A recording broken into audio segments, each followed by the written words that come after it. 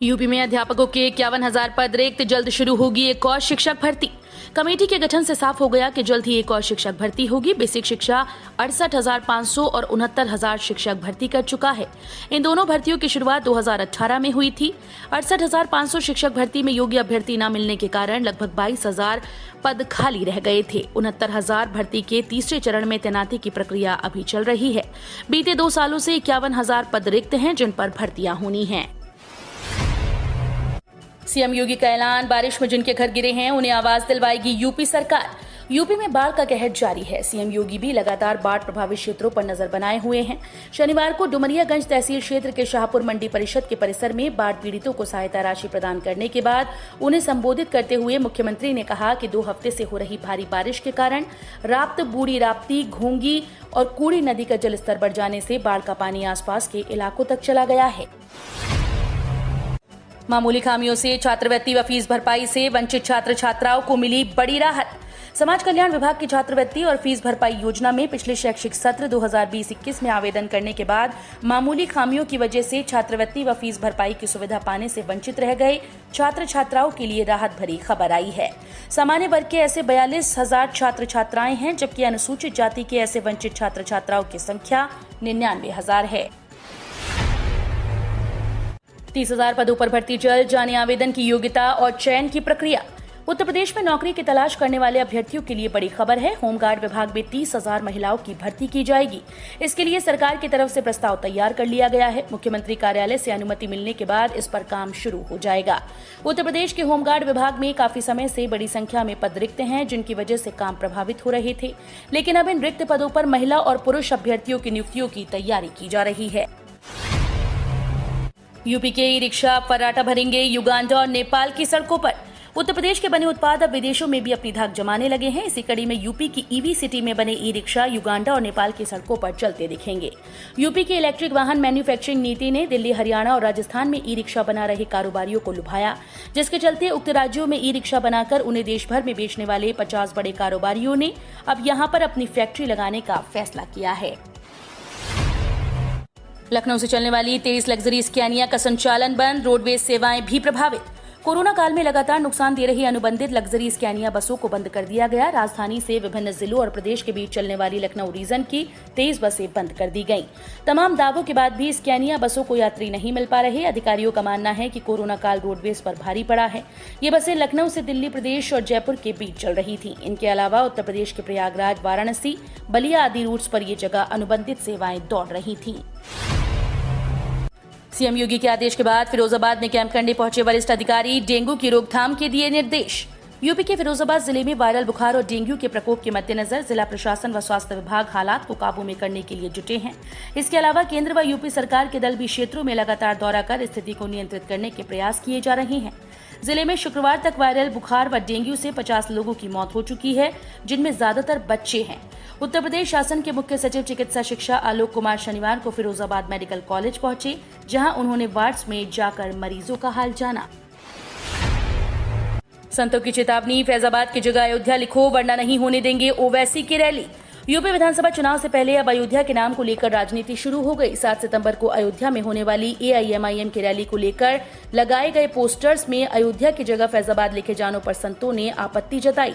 संतों ने नाराजगी व्यक्त करते हुए कहा कि पोस्टर से जल्द नाम न बदला गया तो वो 7 सितंबर को होने वाले ओवैसी की रैली नहीं होने देंगे। वहीं दूसरी ओर कांग्रेस नेता ने ओवैसी की पार्टी के इस दांव को जवाबी कव्वाली करार दिया है। वोटर लिस्ट में जोड़ने के साथ छांटे जाएंगे नाम, नए वोटर्स पर रहेगा खास जोर। प्रदेश में अगले साल की शुरुआत में होने जा रहे विधानसभा चुनाव के लिए तैयारियां जारी हैं। इसी क्रम में आगामी 1 नवंबर से वोटर लिस्ट का विशेष पुनरीक्षण अभियान शुरू होगा। इसमें 1 जनवरी 2022 को 18 साल की उम्र पूरी करने वाले नए वोटर्स को जोड़ने पर खासा जोर रहेगा। इसके अलावा वोटर लिस्ट में महिला पुरुष अनुपात में और सुधार लाने के लिए अब तक वोटर लिस्ट में शामिल नहीं हो पाई महिलाओं के पंजीकरण के भी खास प्रयास होंगे। यूपी ग्राम पंचायत सहायक भर्ती में नया विवाद, ग्राम प्रधानों के उठाए कई सवाल। यूपी पंचायत सहायक भर्ती में मेरिट लिस्ट बन चुकी है। अब ये प्रशासनिक समिति के पास है। ये समिति मेरिट की जांच कर रही है। 7 सितंबर से पहले ये प्रक्रिया पूरी हो जानी है। इस बीच रामपुर जिले के कुछ ग्राम प्रधानों ने इस बात पर सवाल खड़े कर दिए। ग्राम प्रधानों का कहना है कि इस भर्ती में शासनादेश के आदेश का पालन नहीं हो रहा। अब इस मामले में डीएम को ज्ञापन सौंपने की तैयारी है। लखनऊ नगर निगम के 684 फ्लैट्स के लिए ऑनलाइन बुकिंग शुरू। अहाना एन्क्लेव को रेरा ने दी मंजूरी।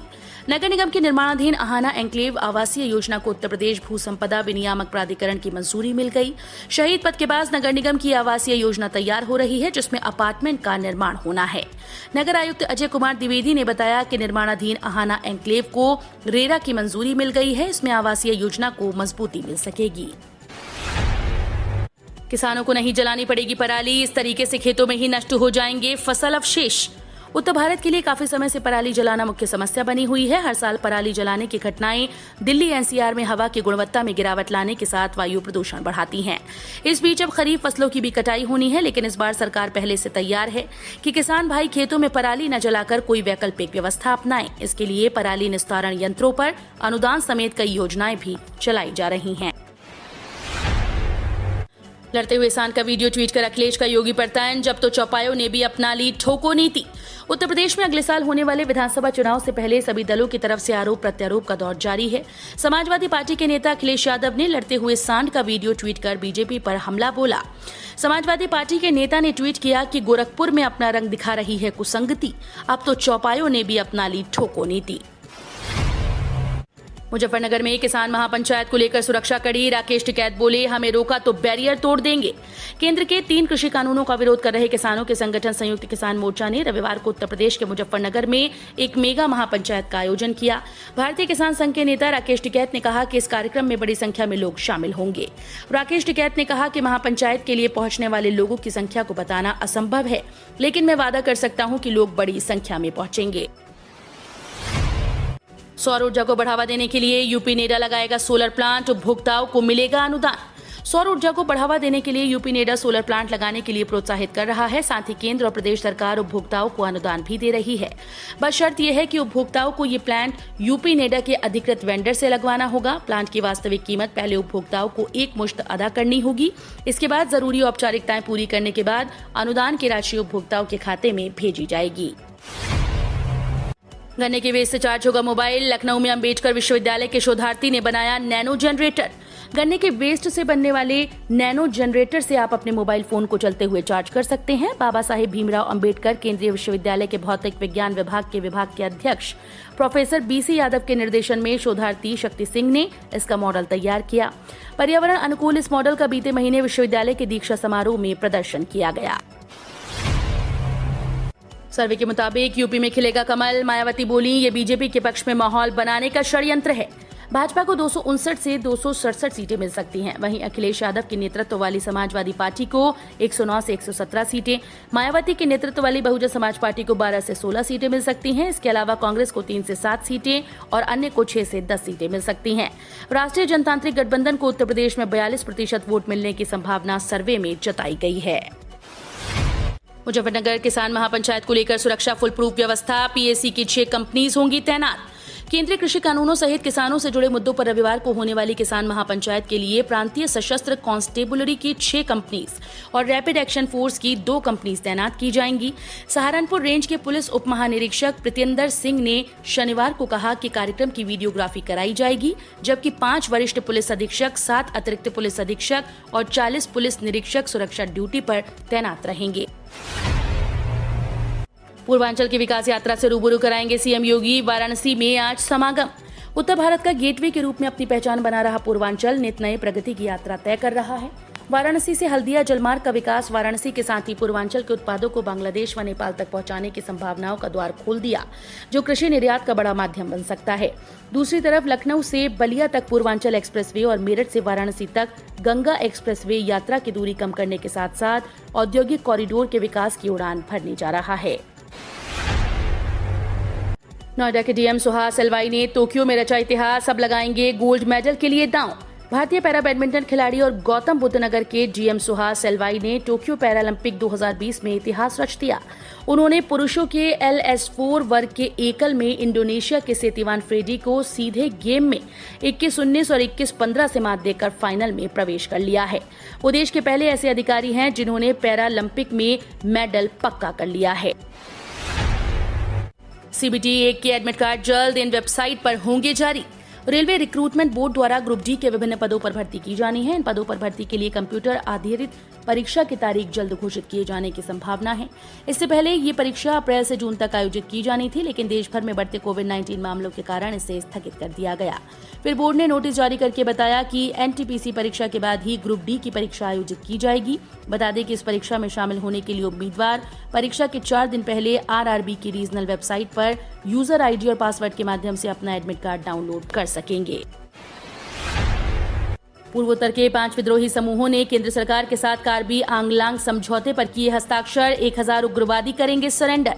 पूर्वोत्तर के 5 विद्रोही समूहों ने केंद्र सरकार के साथ ऐतिहासिक कार्बी आंगलांग समझौते पर हस्ताक्षर किए। समझौते के वक्त गृह मंत्री अमित शाह और असम के मुख्यमंत्री हिमंता बिस्वा शर्मा मौजूद थे। ये समझौता गृह मंत्रालय के दिल्ली स्थित नॉर्थ ब्लॉक कार्यालय में हुआ। इस समझौते के बाद केंद्रीय गृह मंत्री अमित शाह ने कहा कि मैं सभी जनप्रतिनिधियों को आश्वस्त करना चाहता हूं कि 5 संगठन और असम सीएम समझौते की सभी शर्तों को समय रहते पूरा करेंगे। 1 अक्टूबर से ऑफिस टाइम होगा 12 घंटे का। ओवर टाइम के मिलेंगे पैसे और बढ़ेगा पीएफ। नौकरी पेशा लोगों के लिए अगले महीने अक्टूबर से बड़ा बदलाव होने जा रहा है। मोदी सरकार 1 अक्टूबर से श्रम कानून के नियमों में बदलाव करने की तैयारी में है। अगर ये नियम लागू हुआ तो 1 अक्टूबर से आपका ऑफिस टाइम बढ़ जाएगा। नए श्रम कानून में 12 घंटे काम करने की बात कही गई है। मरीजों को राहत। 39 जरूरी दवाइयों के दाम घटाने की तैयारी में मोदी सरकार। व्यापक रूप से इस्तेमाल की जाने वाली कुछ आवश्यक दवाओं की कीमतों में कमी लाने की तैयारी सरकार कर रही है। सूत्रों ने कहा कि सरकार ने आवश्यक दवाओं की राष्ट्रीय सूची में संशोधन किया है और प्रस्तावित मूल्य सीमा के लिए सूची के तहत 39 नए नाम जोड़े गए हैं। जिन दवाइयों के नाम सूची में जोड़े गए उनमें कुछ एंटीवायरल के अलावा कैंसर, मधुमेह, टीबी और HIV से लड़ने वाली दवाएं शामिल हैं। बीएसएफ में बिना परीक्षा के बन सकते हैं कांस्टेबल, बस करना होगा ये काम। सीमा सुरक्षा बल में नौकरी करने का सुनहरा मौका है। इसके लिए बीएसएफ ने स्पोर्ट्स पर्सन कांस्टेबल के पदों पर भर्ती के लिए आवेदन मांगे। इच्छुक और योग्य उम्मीदवार जो इन पदों के लिए आवेदन करना चाहते हैं वे बीएसएफ की आधिकारिक वेबसाइट rectt.bsf.gov.in पर जाकर ऑनलाइन अप्लाई कर सकते हैं।